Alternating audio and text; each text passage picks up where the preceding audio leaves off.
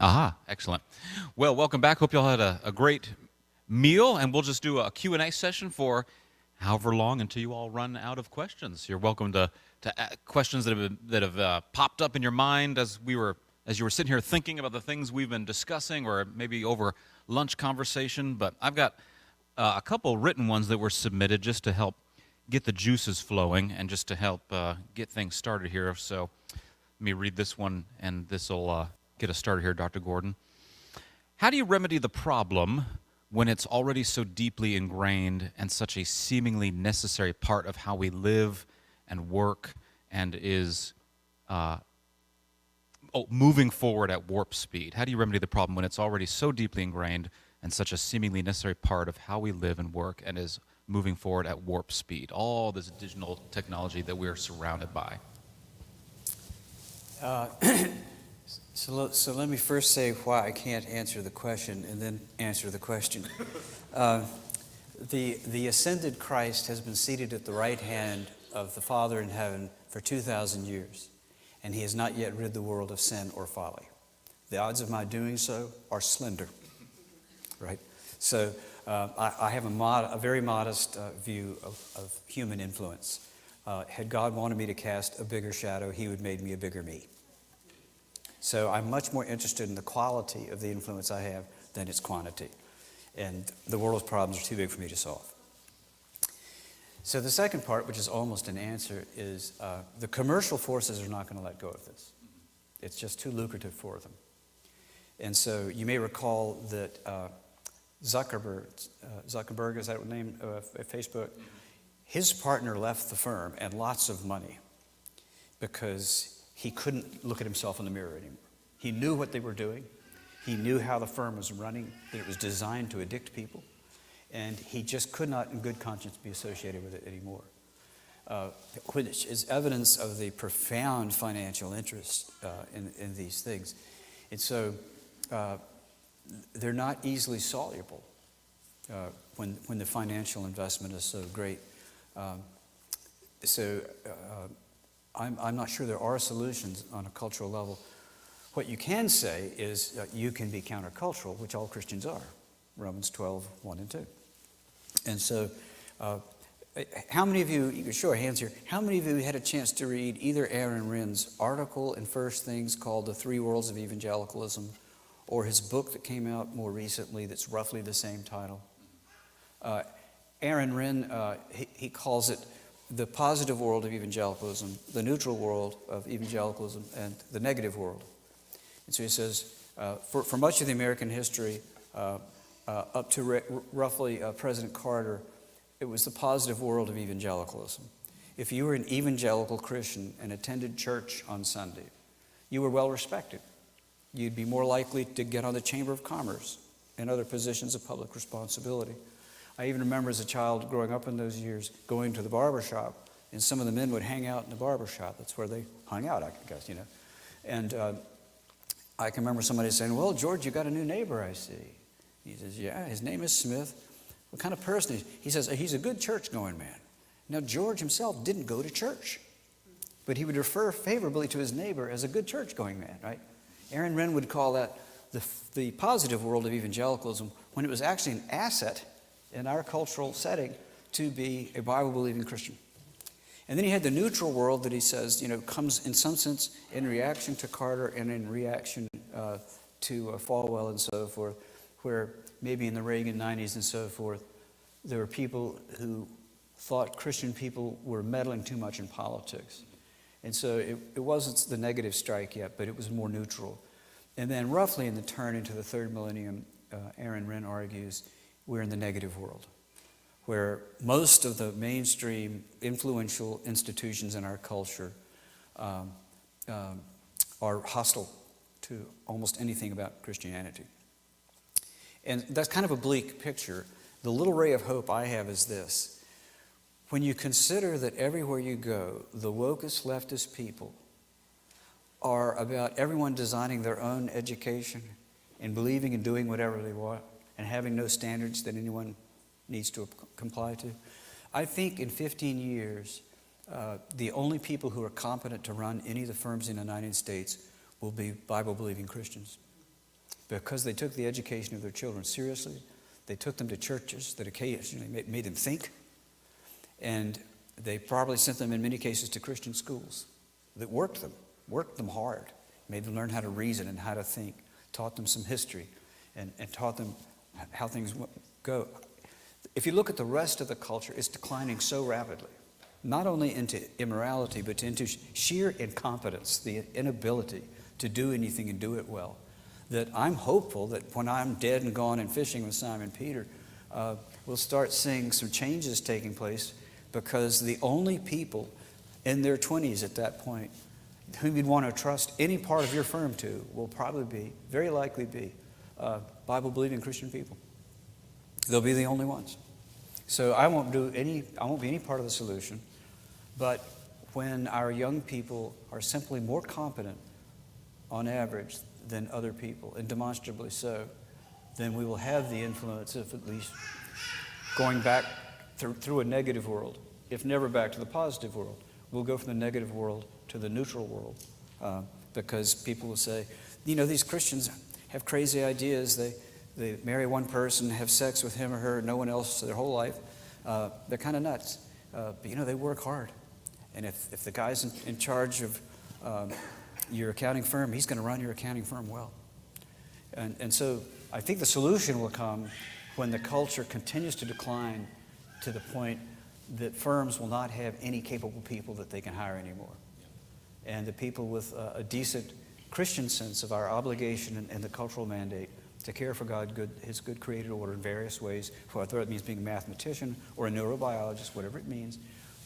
I think what will happen is a group will emerge at some point that are just noticeably more competent than everybody else. Got another question that's related to that. Before I ask it, let me say this because I'm liable to forget. Some of the ladies are out there helpfully cleaning up. When we're done here in a little while, if some of the men wouldn't mind helping us put away the chairs and the tables, they'd be very appreciative of that. So I'll say that now, lest I forget. But the follow-up question, and you've partially touched on this already in the answer you just gave, but this one is more pedagogically specific. It asks, if we have a generation of people who are adults and don't know how to learn, they can't teach it because they don't know what they don't know. What solutions are there to reverse this? There's no solution to poor parenting, right? Even if you were to take your children away from their true biological parents and give them to someone else, that would not necessarily or ordinarily be a solution. I think something like 85% of the males in the United States that went through foster care, for instance, are now in prison as adults, right? So being reared by someone other than your parents is not a picnic. And so people who adopt, we love them for it, we admire them for it, and so forth. And those are exceptional people. But in most cases, no one can do a better job than the parents. And some parents are simply not qualified to be parents, and that's always been true, right? So this is not the first generation of that. Remember, Rousseau not only abandoned his wife and children, but he argued that his principles required him to do so, because the most enslaving institution in the history of the world was marriage. And so, following his own principles, he left his wife as a widow effectively and his children as orphans, right? Just abandoned them. And so the attack on the family is not brand new, because that's 18th century. That's some pretty old mistake. And so we still have it. So we do the best we can with our own parents, and then I think within the church we sometimes have a little influence with other people's children. We call each other brothers and sisters, and so the church is a kind of a family. And I think that sometimes we pick up on things from other adults in the church. I used to tell the men in my church, I only pastored for 9 years, so I'm not an experienced pastor, but I would say, if you're going to the range to hit golf balls, invite a couple kids in the church to go with you if they have an interest. If you're going out to hit tennis, see if a few of them like tennis. I used to hike with them. They'd go out in the woods. And whenever I said, I'm taking the 44 Magnum to the range, would you like to go with me? All the guys said, yeah. That love noise, and there's a lot of noise in that. So I always thought it was very good for the young people in the church to have adult friends at church. So when I went to college, two of the men in our church, the Southern Baptist Church I attended at the time, Ed Farley and Ed Wheeler, the two Eds, they became pen pals. And once or twice a month I'd write them notes, and once or twice a month I get notes from him.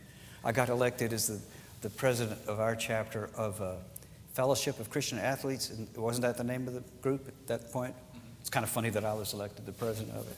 I was pretty good in one-on-one. I was too quick.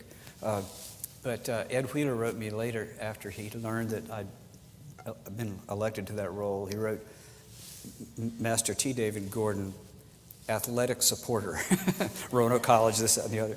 So it was fun to have those guys as friends in addition to mom and dad. And so I do think if the church remembers that it's the church, maybe some of us compensate in some ways for areas that their parents are not as competent in. Yeah. But yeah, there's no real replacement for them. Other questions from you all? I have the roving mic. Daniel has the other roving mic. So if you just want to, if you have a question, you want to raise your hand, we'll come bring the mic to you, and feel free to stump the professor.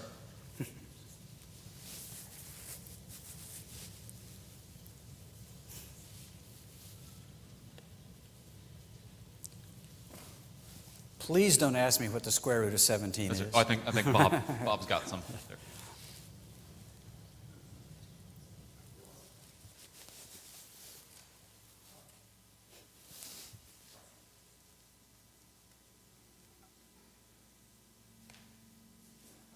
Okay.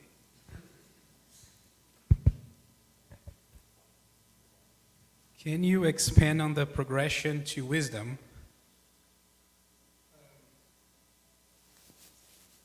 Information, knowledge, understanding, wisdom, like in that order, with reference to how Scripture bears on it. The fear of God is the beginning of wisdom. In other words, how the spiritual and intellectual work together. Yeah, first of all, Mortimer Adler was not a professing Christian until about 2 years before he died.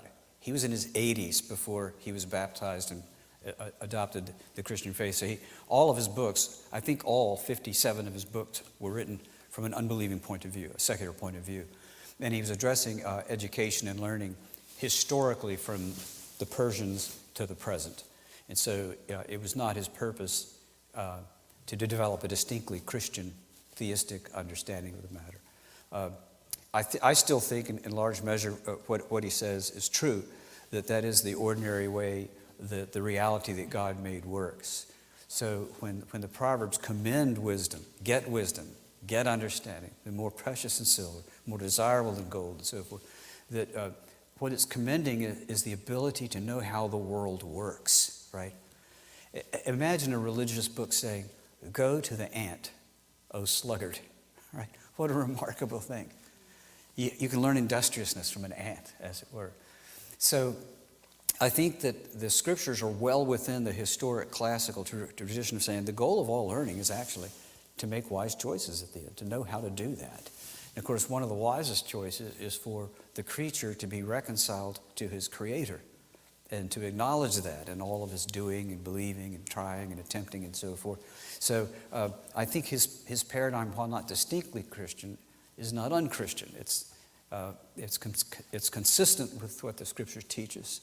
So if you go back to the Genesis narrative about creation, it has some really interesting things.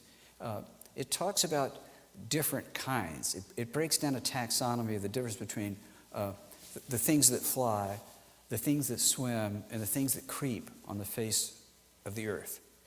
And so it makes the kind of division that eventually becomes in the 17th century Carl Linnaeus, where you're looking at the created order and realizing even as God made it, there are certain categories established in creation. And each bearing seed according to its kind teaches us that they have different seeds according to different kinds. And this one can be fertilized by this one and this one can't.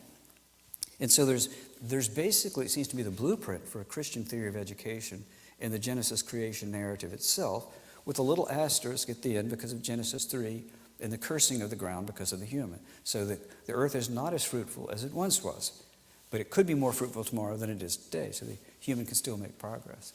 So yeah, I think the order of it is in fact logical, that you start with different things. They are different in kind and God made them so. That's just information initially, because you see one beaver. But once you've seen 30, you realize they all knock trees over, they all dam up streams and so forth, and now you have knowledge, right? And if you say, what can be done with this? Well, we're going to have swamp everywhere. The trees are going to die if we don't break up these dams because the soil will become impacted and oxygen won't get to the roots, and we're going to have a problem. And so understanding then that that's what they do, then you can have wise policy, public use, land use policy, and so forth on how to manage the situation. So the goal is, ultimately wisdom and making good choices, but it helps to understand the world, to make those choices.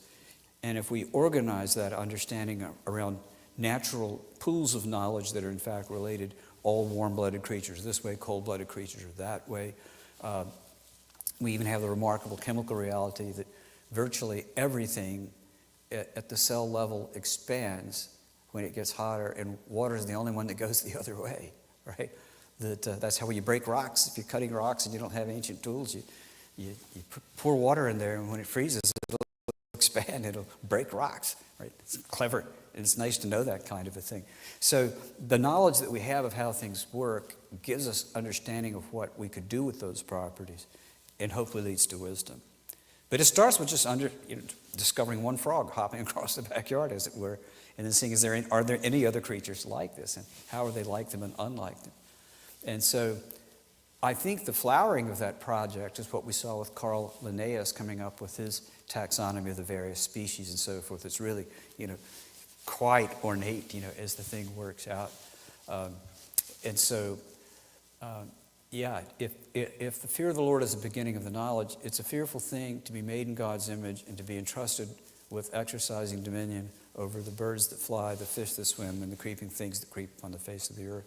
And so in order for us to fulfill that mandate, then we have to understand it. I like to think that creation, in the creation narrative in Genesis, is analogous to a business firm.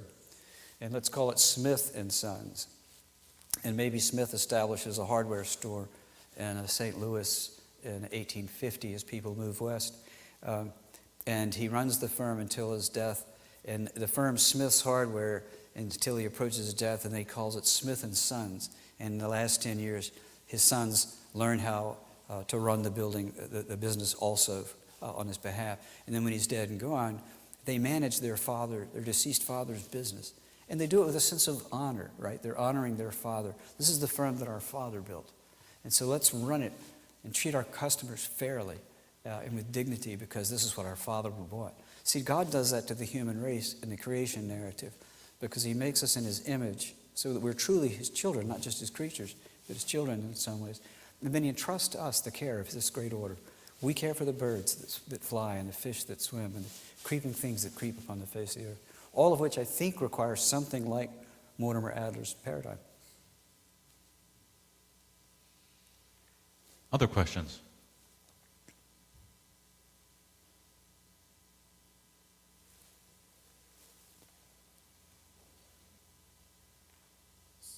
Earlier, you said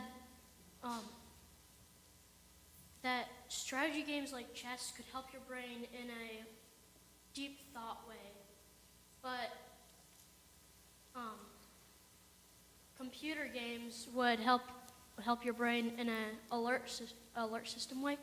Yes, I think that's correct. So, are there computer games that are built to help in both ways? Or would that only work one way? I'm not a student of the whole panoply of computer games, so I don't know for sure. But my guess is there would be some computer games out there that are strategic. That is to say, they're designed to be so. So I've been told that there are some that are designed to do that. Most of them are designed to react very quickly in a manual way to what you see happening on the screen, which, by the way, is also useful. It's even professionally useful. Jet pilots probably would do better if they had played computer games when they were young. And the people who work with the aviation associations who are bringing in all the planes, right? So if you're working in a tower up there and you're trying to prevent the planes from crashing into each other, I had a friend in New England who did that. I think those guys probably need to be able to switch their attention hundreds of times a minute or so from the flight paths of different. So if you're an air traffic controller, I can imagine the kind of quick reflex, according to what you see on a screen, might be the perfect training to be an air traffic controller.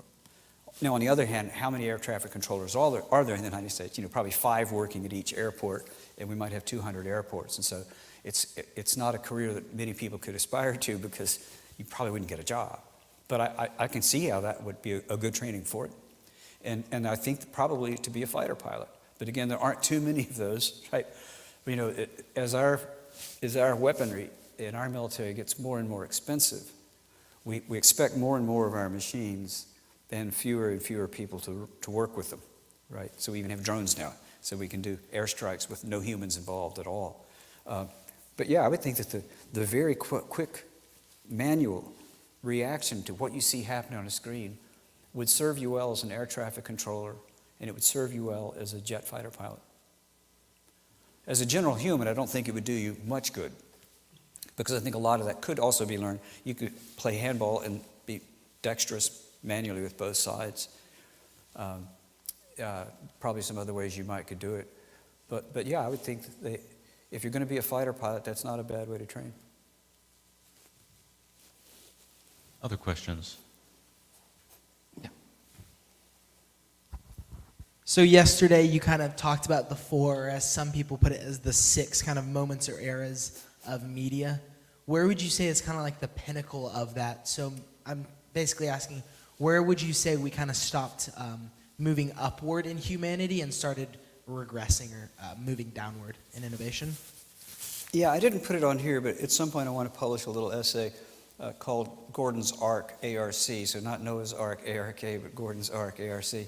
And I would argue with any technology, large or small, it tends to, when it first starts, it improves for a while. It becomes a better product because humans are smart and clever people, and they find ways, even for commercial reasons, they'll find ways to improve a product.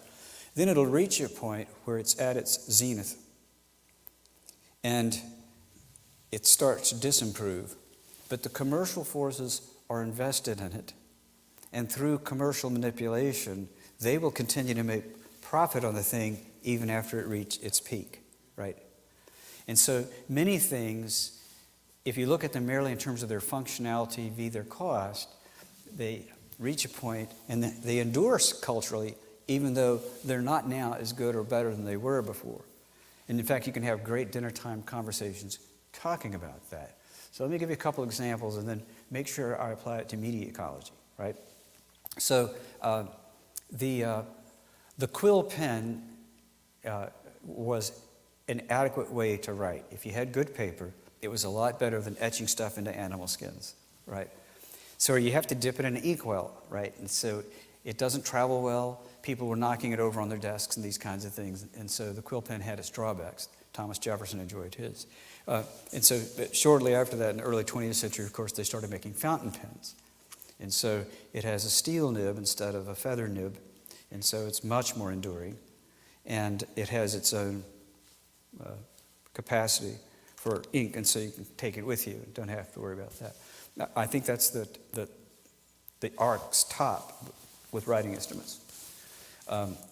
Because what happens with the ballpoint pen is you get writer's cramp. Anyone who uses a ballpoint pen for several hours at a time says, my hand is sore, right? And that's because the way the ink flows out of it is, as the point of the pen comes to a point, it has a little ball in there. You look carefully, you can see it. And you have to apply enough pressure to depress the ball to leave space between the ball and the outer ring so that the ink flows.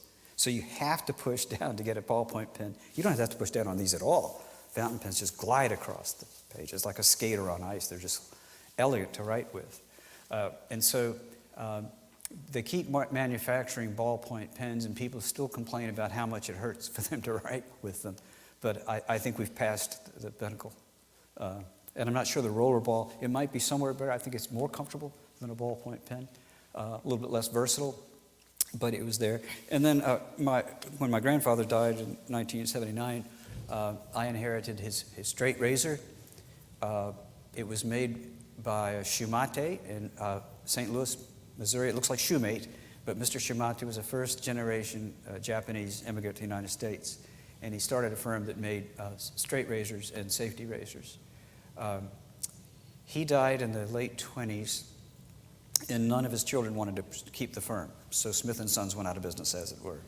So my straight razor has to be older than 1928 because the firm went under in 1928.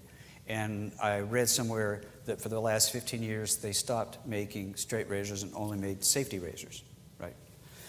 So mine, it's over a century old, and there's the emotional familial attraction to using the razor my grandfather used.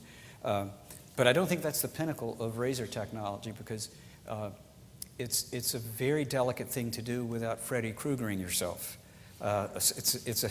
It's not the safest thing. That's why the safety razor appeared in the 1920s. The safety razor, you know, was manufactured by King Gillette. His first name was King. And he convinced the U.S. government that during World War I, as a sanitation issue, the people should be clean-shaven instead of having beards. He wouldn't let Nick in there.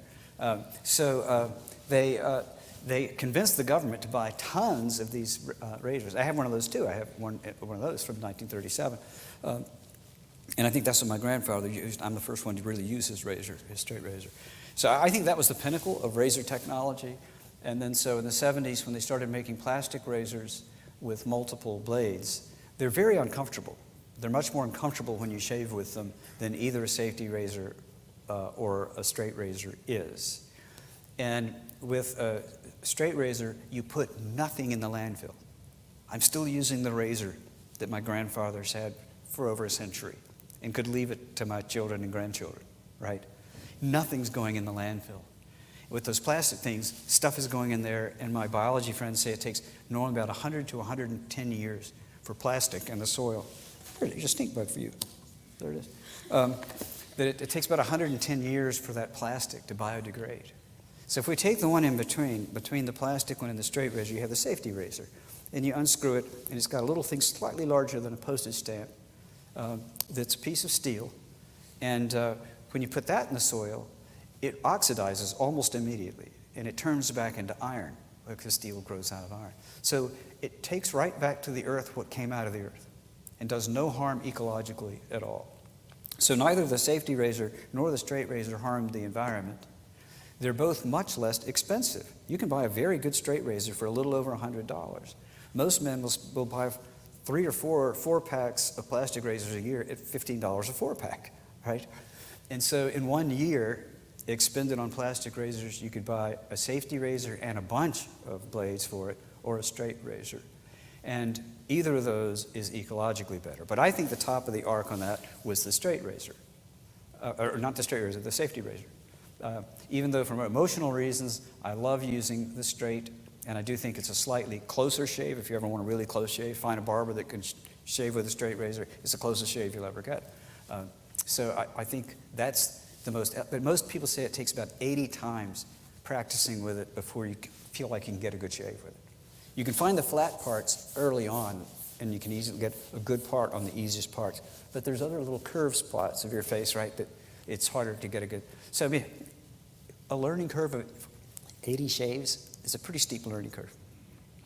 So that's how. So with the media, I would say basically the printing press was the high point of the media world, and that the modem connected but non-image computer was the high point of the digital world, because it was all language, right?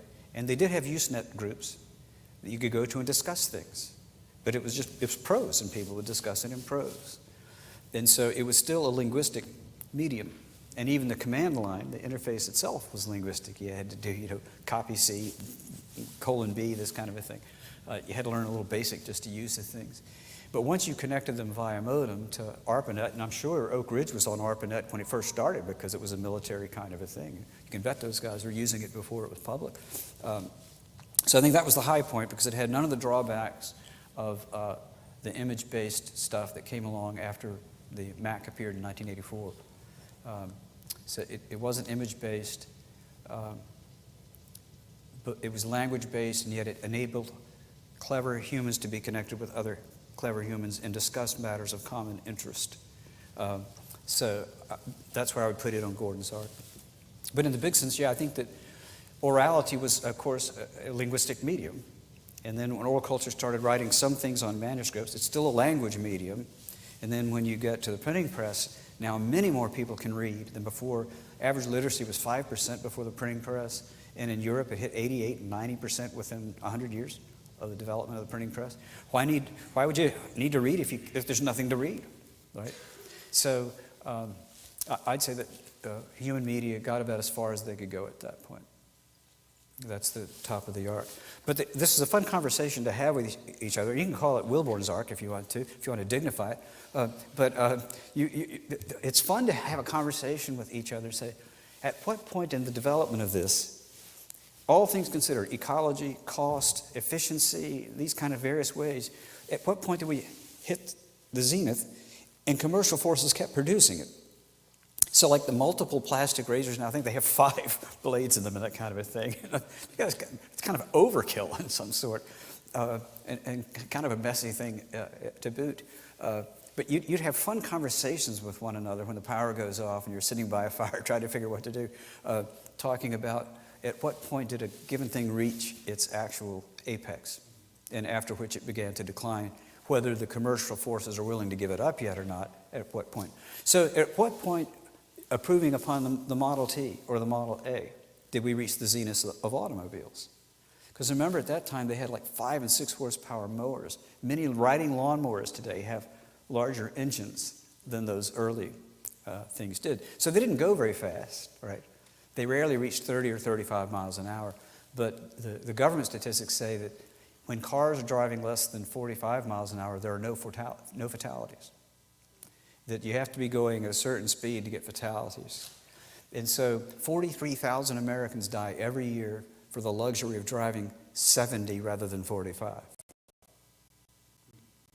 Right? So had we at some point said, this is far enough and fast enough to be useful to the human race without killing 43,000 a year.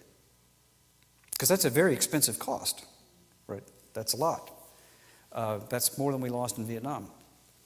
And we had riots because of Vietnam, right? So that's a lot of people every year to die because the automobiles are so big and so fast. So at some point when we were probably hit the spot where a little bit better and more reliable than the Model A's and T's, probably somewhere in the early 1920s or so, we had a good form of transportation, less expensive overall than a horse, because it's expensive to stall them and feed them and everything else. So at some point we had something that was a more economical means of transportation than a horse, but wasn't going to kill 40,000 people annually. But the commercial forces, you see, they wanted a car that was bigger and faster. I worked as a youngster. A friend of mine, his dad was restoring one of 2 1936 Packards. They made 2. They were both 12 cylinders. So you talk about a long hood. It's an amazing car. And someone in Hollywood owned one, and Mark's dad owned a clothing store. And he got the other one somehow. And he was restoring it in the garage. And it was a really cool thing to work on, right? But do you really need a 12-cylinder, right? Some of you are getting along with cars that have 4, right? So no one really needed a 12-cylinder. And it was a big, heavy car with a lot of steel in it. So you wouldn't want to be hit by it either. So when you start thinking Gordon's arc or Wilborn's arc, when you start thinking that way, it's just almost fun to start saying, are we at the zenith, approaching the zenith, or did we already pass the zenith, and why? It's just a fun paradigm. So I'll prose it up sometime and send it to Nick. He can claim credit for it. Send it to a magazine somewhere. Any other questions? Yeah. So you brought up commercial forces a couple times, and that reminds me of Edward Bernays. He wrote this article in 47. It's called The Engineering of Consent. So basically taking all his insights from marketing and public relations and basically applying this to, mass manipulation. And so at the time he was marveling at the impact of the television. Basically everyone was gonna have a TV at some point. Now with internet and, smartphones, like you said, that's the impact is orders of magnitude higher. So I read some of Klaus Schwab's books on the fourth industrial revolution, and there is something there about technologies are not value-free. So every technology has a value behind it, so it accomplishes a goal. So what are the goals of this current version of the technology, like media technology? How does it align with Christian values? And I know it's probably not a good thing. So how do we shield ourselves from it? Yeah, you have to make strategic issues of how you engage the current world. And so you don't set the terms of the war. You just choose how to fight it. That's the way it is. So I noticed in the hotel this weekend, there's a place where if you wave your smartphone over it, it will give you the menu of the restaurant downstairs and give you other information about it. Now, I don't have a smartphone. I have a dumb phone. I used to have a smartphone. I had a 4, an Apple 4, and a 5, and a 6. And now I have a light phone, too. It's the dumbest phone out there. It will text, and it will make phone calls. And it has a very primitive alarm feature, and that's it, right? And it's a black and white screen, like a Kindle screen. So there's no bells, no whistles, no dancing cats. It's just a phone, right? That's all it is. And so in my case, I miss out occasionally on the opportunity to photograph something that I would like to photograph. Sometimes at this time of year in the forest that I spend time in, when the sun's beginning to set and it's coming in from the west and it's hitting the yellow of the maples, and there's a lot of maples in there, a few ash and some oak, it's like the brightest the forest is all year. Because though there are leaves on the tree that block the sun normally, they're all yellow now, and the setting sun just comes in and hits them. And it's just radiant. It's the brightest it is ever. And I wouldn't mind taking a picture of that if I had a phone that had a camera on it. And so I've had to say, the trade-off of non-distraction to me, it was worth the trade-off. So when I gave my iPhone 6, offered it to the first daughter, she had just bought another one of some sort. And I offered it to the second one, and she took it because she had a 4 at the time, so the 6 was an improvement. And she said, "Dad, if I hadn't have taken it from you, what would you have done with it?" And I said, I would have taken it out in the forest and put a 45 caliber hole in it. I would have shot the thing and had fun in the process, I think. Yeah, you just have, it would have been more convenient in the hotel to be able to rub my thing over it and get this information. Okay, and that's a trade-off I'm willing to make because my guess is my brain's going to get worse and worse as I get older, and it's not great to start with. And so the last thing I need is to make it harder for me to concentrate. And so I despise the constant disruption of the digital world. So what I mentioned Felicia Song out at Westmont, and she's on your list there. She has a number of recommended disciplines that she thinks can help tame them. So for instance, using certain ones only certain times a day. Check your email 3 times a day and not more than 20 minutes each time, something like that.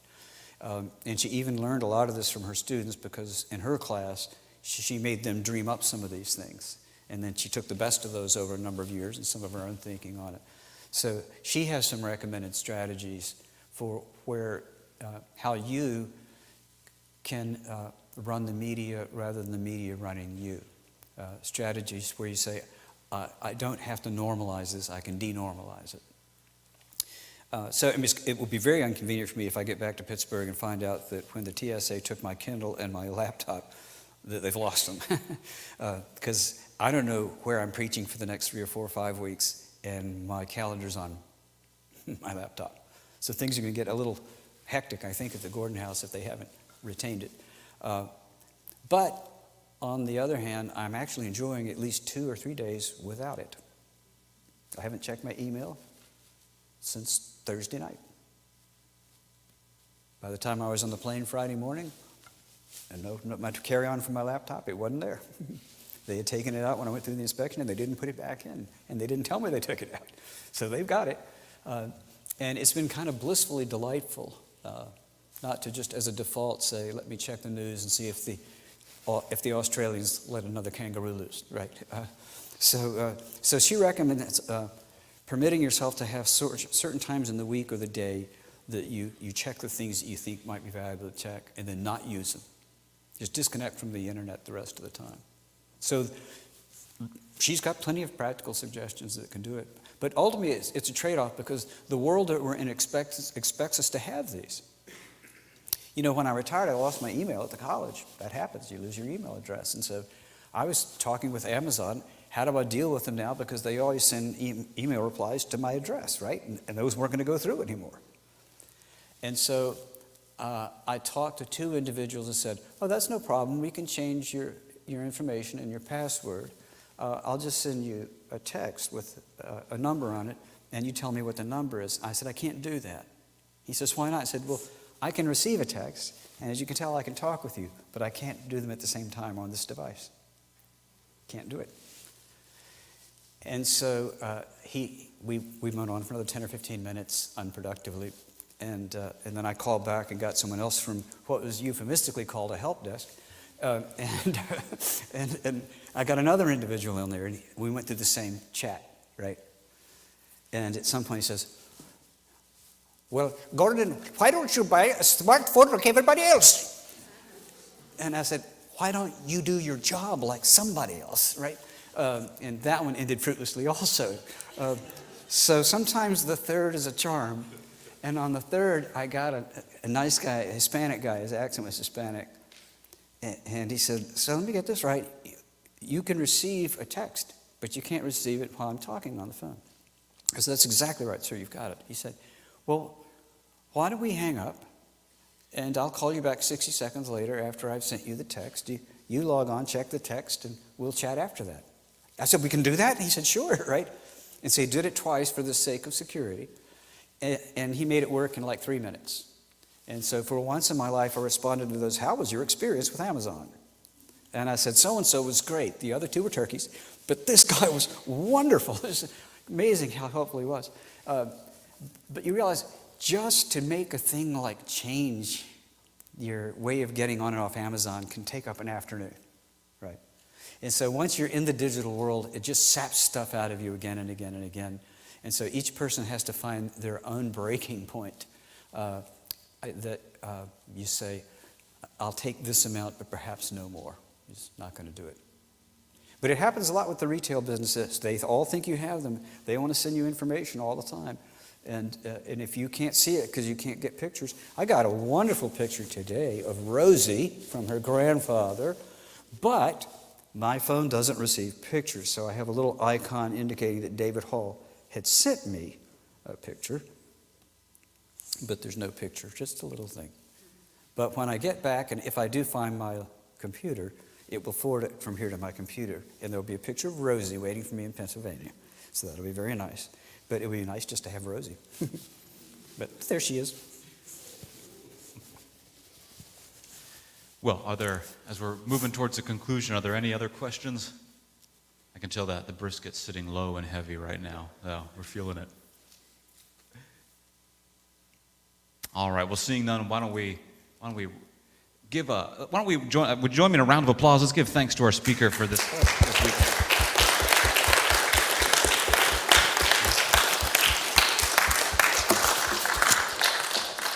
Applause is cheap. I want to see push-ups. That might end up being what happened what happens during the Sunday school hour tomorrow. Instead of talking about the book on ethics, he's going to get the young men to do all these 100 sets, or the 100, per set there. Well, so we're looking forward to tomorrow for Sunday school and then morning and evening worship. Again, if some of the men wouldn't mind helping put away the chairs and tables before we depart. Dr. Wilborn, would you mind closing us in prayer this afternoon? Father, it's been good to stop last evening and again this morning and contemplate, as Joel Crook said at the lunch table, to have our minds not only informed but challenged to think and to evaluate and to consider how we can better think about all these things, but also do things better that cause us to be in a better position to use our whole beings in a better way for you. We love you. We thank you for using Dr. Gordon. We appreciate all of his labors past and that have given us these two fine sessions. We look forward to tomorrow and ask that you would give us all good rest tonight, that we discipline ourselves to rest well so that we can get the most from your day, but also give you the most, that which you deserve, our total service in worship tomorrow. We love you. We thank you for Jesus, our Savior. And we thank you for your Spirit who's here with us even now, and pray in his presence in the name of Jesus. Amen.